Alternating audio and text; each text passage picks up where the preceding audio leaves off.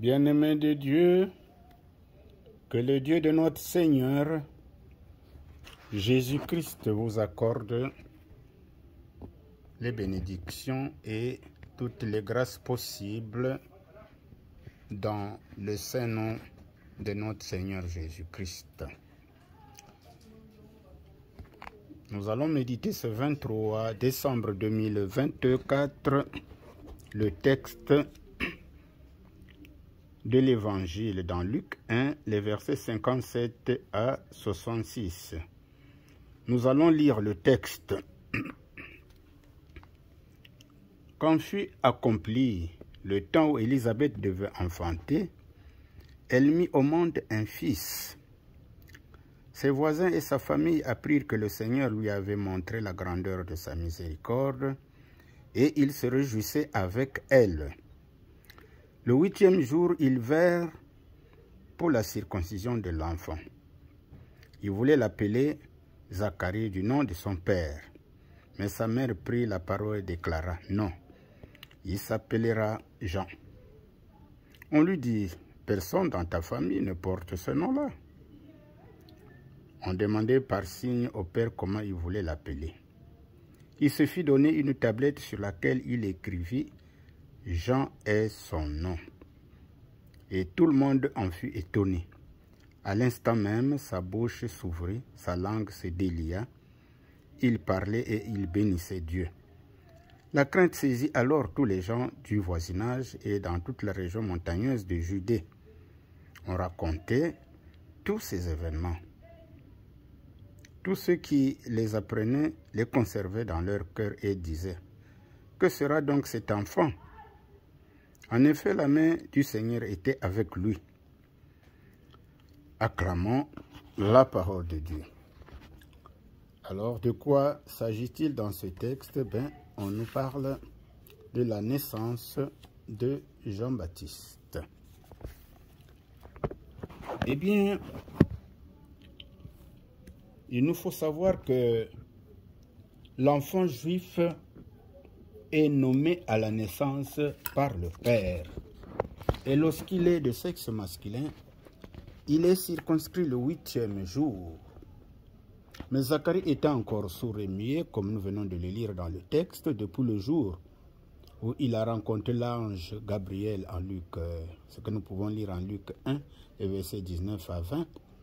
Sa femme Élisabeth, obéissant au commandement de l'ange, confère Luc 1, 13, lui confère le nom de Jean, nom que confirma Zacharie par écrit, à la vive surprise de tous, avant que ce dernier retrouve l'usage de la parole.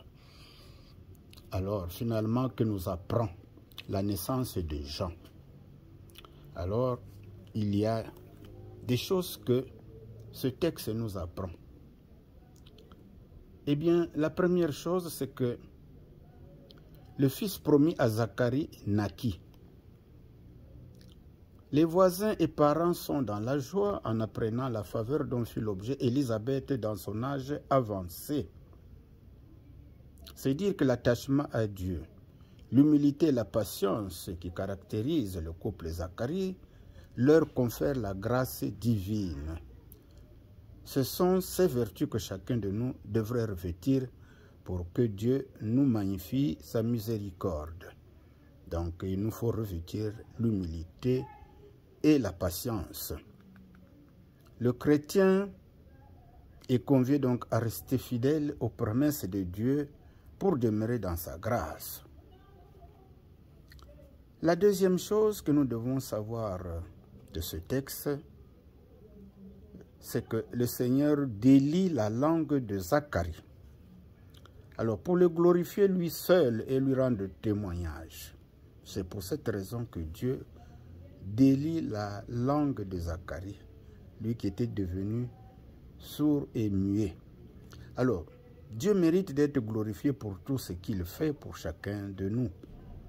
Zacharie a subi cette punition à cause du doute qu'il a eu lorsque l'ange lui annonça que sa femme devrait concevoir. Dans l'exercice de la foi, le doute peut retarder ou freiner la réalisation d'une promesse. ou simplement être mis en quarantaine, comme Zacharie. Le Seigneur ne dit-il pas à Thomas, « Heureux celui qui croit sans avoir vu » Confère Jean 20, verset 29. Troisième chose que nous relevons de ce texte, que sera donc cet enfant? S'interrogeait, eh bien, les habitants du village et ceux des environs, en apprenant bien sûr ces événements qui entourent la naissance de Jean-Baptiste. Alors pour les amis et parents du couple, il n'y a l'ombre d'aucun doute que Dieu confierait à Jean une mission spéciale, car la main de Dieu est avec lui. Eh bien, à travers son ministère, Jean a témoigné Jésus-Christ, de qui il a dit, « Je ne suis pas digne de délier la lanière de ses sandales », ce que nous pouvons lire en Luc 3, verset 16. Jean, le précurseur, a préparé le chemin du Messie par son message d'appel à la repentance, car le royaume de Dieu s'est approché. Les cœurs devaient être préparés à la conversion pour accueillir le Christ, le Sauveur. Nous, chrétiens, qui avons part à l'économie de grâce, nous n'avons plus à attendre un messager qui nous annonce la seconde venue de Christ, comme Jean-Baptiste avait annoncé la première. Notre messager est venu depuis longtemps dans la personne du Saint-Esprit, descendu ici-bas au jour de la Pentecôte, et il nous enseigne à attendre aussi le retour soudain du Seigneur pour nous introduire dans la gloire de Dieu. À la veille de la fête de la Nativité, préparons-nous à accueillir le Sauveur avec de meilleures dispositions de cœur et d'esprit. Alors finalement, quelle application devons-nous faire des paroles que nous venons de lire, les paroles de ce texte? Dans quel état moral se trouve aujourd'hui la chrétienté pour attendre la seconde venue de Christ? C'est une question que nous pouvons nous poser. Est-ce que nous nous préparons chaque jour à accueillir Christ? Et toi, cher lecteur, dans quel état moral es-tu dans cette attente? La question est posée à chacun de nous. Il nous convient de nous préparer si nous voulons être les récipiendaires du royaume des cieux. Que le Seigneur vous bénisse.